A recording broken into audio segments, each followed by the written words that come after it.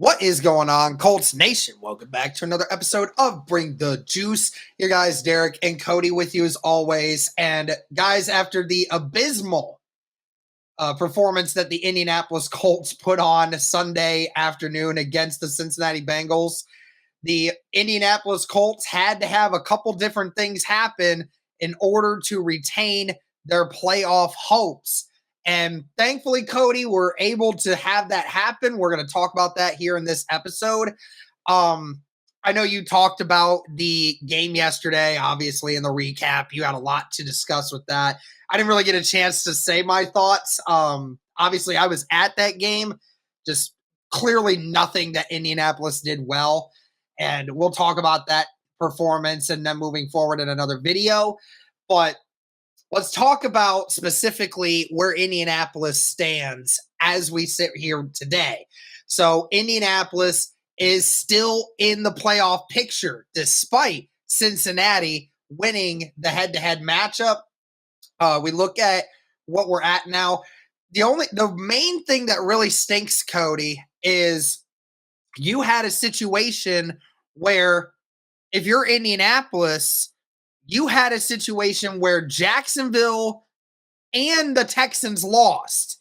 So it was a big opportunity that you missed to start to gain some separation in the division.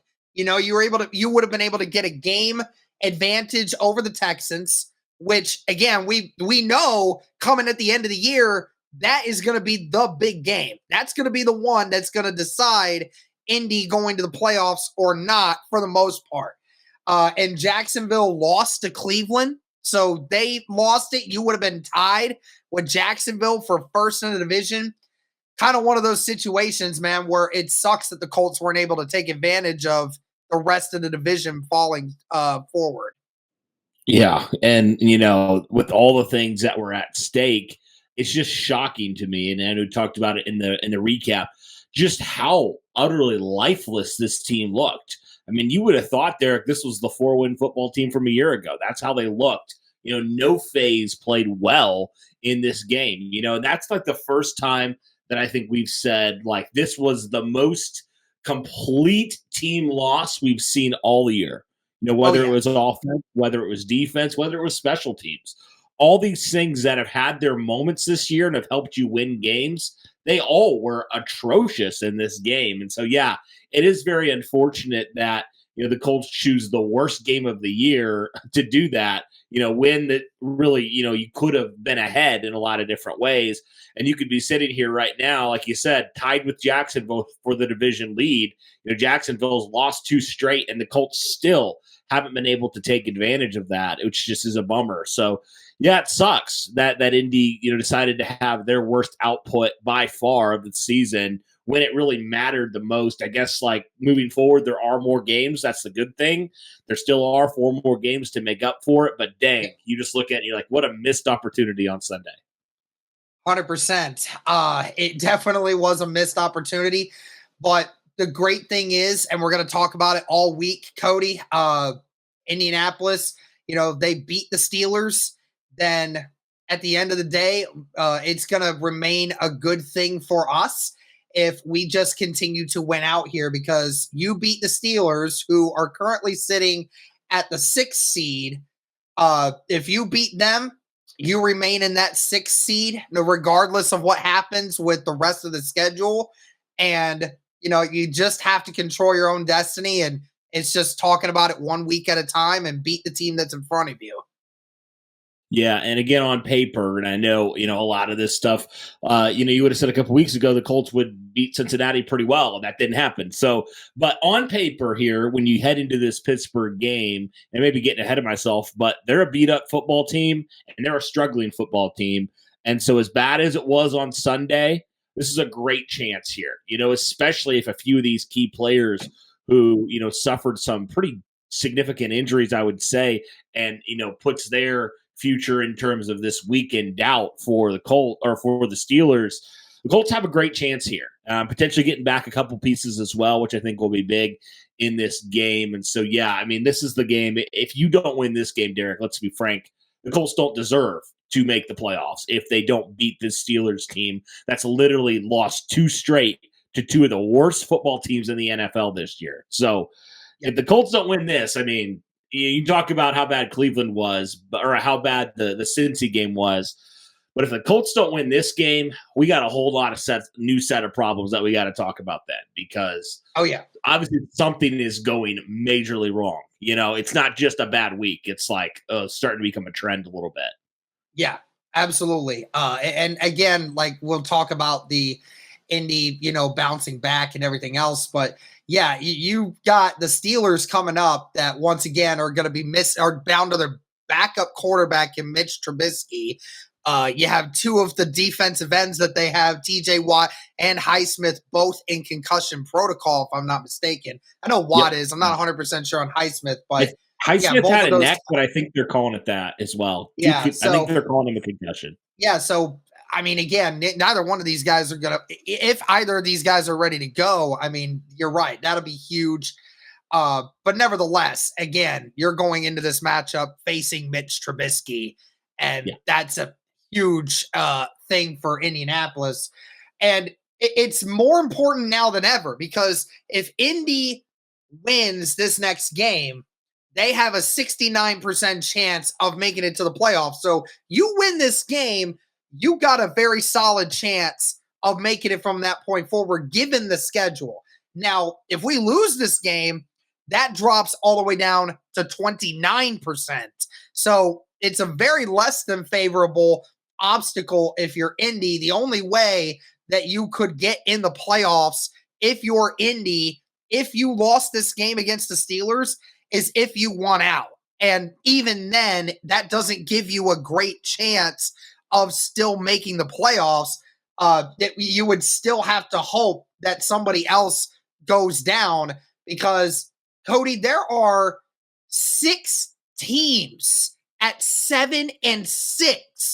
This is incredible. And it's truly incredible just how many teams there are. Steelers are at 7-6.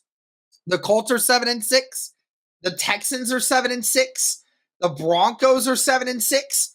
The Bengals are now 7-6, and so are the Bills. And so you're in a gauntlet of all these teams that are trying to make a push. Now, the good thing for you, if you're Indianapolis right now, the Bills have to face the Cowboys next week. And if the Cowboys pull that one off, then that sets the Bills back a little bit. The Bills have a much rougher end of their schedule than what Indy does, right? Cincinnati, I think, is I don't know who they face next week, but Denver, they're on the approach. The Texans got to face the Titans. Now, we'll see how they look if CJ Stroud can't go. They've already kind of talked about how they may not have CJ Stroud for the next week. So that could be very pivotal for this team, because remember, they just lost Tank Dell. They lost Nico Collins for this last game. Who knows how he's going to look throughout the week? And if CJ Stroud can't go, this is a situation right here, Cody, where you said it. Guys are coming back. Juju Brents, we hope, will be back this week because he practiced a little bit last week. So this should be a time where we start seeing him put some of these full practices together and start trying to accumulate some of these guys back. And you hope EJ Speed comes back. If you do that, then you start feeling a little bit better about this team moving forward. Who do you think right now concerns you the most with passing up the Colts, if you had to look at any of them right now? Yeah, so you mentioned a few of these teams. I mean, obviously Cincinnati, we know what they just did to Indianapolis. I mean, you got to talk about them, being right there. That's the first one. Denver, I tell you, man, Denver has come back from the dead, man. And so that is a team that's kind of concerning. I mean, Houston, obviously, we already know about them. We'll see about when CJ Stroud does come back. But if Stroud only misses like this week and comes back, that's a team I'm often obviously concerned about, especially because you play them one more time, and that could be for a wild card spot, if it comes down to it. So those are some of the 2 teams that I'm most concerned about. I would be Buffalo, but again, look at some of the teams they're playing. I think they're going to lose at least one or two more games, and so I think that might take them kind of out of it a little bit more. But if I'm choosing, probably a couple of those teams that maybe concern me a little bit. But like you said, Indy does have a very favorable schedule. They're playing a Pittsburgh team that's struggling. We see what Atlanta has struggled to do this year. They have talent, no question, but Arthur Smith doesn't seem to know how to use that talent properly at times. And so, Atlanta's reeling, and there's a few of these other teams that you're like, the Colts have a shot, man. They have a realistic shot here in the last 4 games to really do some damage and to really, control. And that's the thing that's amazing about the fact that the Colts just played their worst game. They dropped an egg on Sunday, but they still can control their own destiny. They're not on the outside. You know how it's been in the past where you've had to hope for this team to lose and then that team to lose. The Colts don't have to worry about any of that right now. If they in the playoff picture, they just have to control what they can control right now. And if they can do that, and then they can reel off 4 straight wins or something of that nature, they're going to be just fine. But again, that's easier said than done, right? Because you just never know from week to week. So despite the fact the Colts played a terrible game on Sunday, the great news is, it's a week-to-week league for a reason. And they can come back this next week. They can clean up some of those things. The issues are obvious, Derek, but, I have to think with how good this Colts team has looked at times this year, how much Shane Steichen has had them prepared, I'm willing to give him and this team the benefit of the doubt that this game for the Colts, while yes, it did show some of the obvious flaws of this franchise and of this football team this year, I want to also believe that that's not going to happen again. The Colts aren't going to repeat that type of performance, right? I just don't feel like that's what we've seen because we saw, Derek, literally in this game, some of their biggest strengths become major weaknesses, which we're just not used to. The offensive line and protecting the quarterback and Bernard Ryman in particular, just his worst day of the year. And he's been so rock solid for this team this year. Matt Gay, he's been so good for the Colts. He misses a chip shot field goal and an extra point. The pass rush, which has been so good for the Colts this year, hardly even touched the opposing quarterback on Sunday. So, things like that you become just so accustomed to this year, this team doing, and even Gardner Minshew in a way. He has his flaws, but he's also put up some yards and put up some points when needed, and that didn't happen. And so there's all these things that just didn't happen that typically have happened that have been able to help the Colts kind of mask some of their issues as a football team this year. And so I think we'll see them come back a little bit. This obviously is not a perfect team at any, by any stretch of the imagination. They have a ton of issues, but also I don't think it's nearly as bad of a team as the product they put out on Sunday against the Cincinnati Bengals. So the great thing is they still have 4 more games to prove that they are a playoff caliber team. And again, Derek, we even talked about it, regardless if they make the playoffs, which they have a good chance at this point, but even if they don't, man, the turnaround for this team this year has been incredible.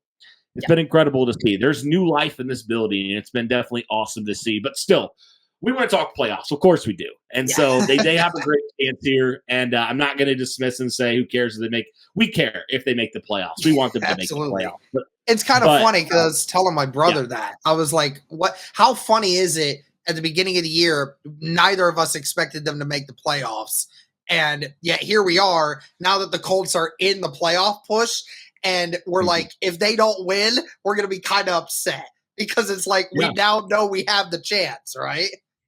Right, exactly. And so what a great turnaround from a year ago. It's been awesome to see. But yeah, they got to respond well. I mean, Derek, we've seen in certain ways, this is something that we'll have to see moving forward. When the spotlight's been on this team a couple times this year, they've kind of withered. I mean, you think about that. Like, you know, against Jacksonville for the division lead down in Jacksonville, they completely wither in that game. And I know they've already struggled in Jacksonville in years past. But you look at that game, you look at this game, which was a huge game. This team, and I know they're a very young football team, so maybe that's just kind of part of the process of kind of maturing and growing as a team. You know, they haven't responded well in the big moments when the spotlight has been on them this year in a lot of ways. And so I think they just need to do that. That's an area where they need to grow in. Shane Steichen, all these guys, they need to grow in win the spotlight, win the arrow, win the targets on your back, you know, like when, you know, teams are gunning for you. you have to rise to the occasion and not wither like they did on Sunday. And that's just going to be something that's going to be interesting moving forward. But it's crazy that we're even talking about the playoffs. It's crazy how the standard has changed. Like you said, like we were all saying, hey, you know what? If this team wins 6-7 games, we'll be happy. And now we're like, if this team wins 7 or 8 games, we're going to be angry. Yeah, it is really funny. And again, like you said, I'm willing to trust with how the season has gone that this last week was kind of an outlier. It's one of those games where, look, nothing went well. It was, I don't know if it was just because it got in everybody's heads that Indy had won 4 in a row and that all of a sudden they're the hottest team in football and, everybody's talking about them and then they just lay a goose egg, like you said. I'm wondering if that was it, right? Like maybe that was the wake up call. Like, hey, all right, now it is do or die. Like you start losing now, your odds of this happening is just not going to happen. So, maybe it is the wake up call to everyone, including Steichen. Like, hey, we've got to be on our game now. Like, and especially now because, and we'll end it with this. Like you said, if you beat the Steelers, that's the big thing. The major thing for me is what concerns me the most is obviously the Texans and Denver. And I'm a tiny bit worried about Cincinnati because the whole reason why they didn't pass us is once again because they're 4th in the AFC North. They're 4th in their division. We're 2nd. So therefore we win that title by technicality because we're 2nd in our division. So and here's the thing, if Jacksonville loses next week, Cody, to the Ravens who are fighting for a playoff or for that number 1 spot right now, so they can get home field advantage for everything, right? That's what they want, right? And that's what they're fighting for. And they're right there neck and neck with the Dolphins. It seems like it's a 2-way race at that point. So if the Ravens beat Jacksonville, and you beat the Steelers, then you are going into week 15 with week 16 with that situation where you're tied with Jacksonville. And I know Jacksonville's got a favorable schedule after that happens. But again, anything can happen in this league. We see it every week. So this is, again, another game where Indy could literally be tied with Jacksonville. Even Houston, if Houston gets their quarterback back and they win next week against the Titans, then it's a 3-way tie for the AFC South first place, right? So there's a lot going on. There's a lot of favorable matchups for Indy, and it's so wild. It's going to be truly crazy to see how this year ends up. At the end of the day, it is fun to watch. Certainly hope that Indy will bounce back. And like you said, they still control their own destiny. It's still a 50-50 shot that Indy makes it in. If they win out, then there's nothing more that they need to worry about. If they win 3 of their last 4, truly just all depends on who they beat and who they lose to, because that's going to be the important one. But again, guys, that'll do it for this one. It's definitely going to be Heart Attack Central over here on this channel, waiting to see how Indy performs for the remainder of the year. And we'll have another video up here in a little bit talking about how we think the Colts are going to stack up for the rest of the season. But that's going to do it for this one, guys. Let us know your thoughts on all this. Thank you so much for tuning in. And as always, go Colts.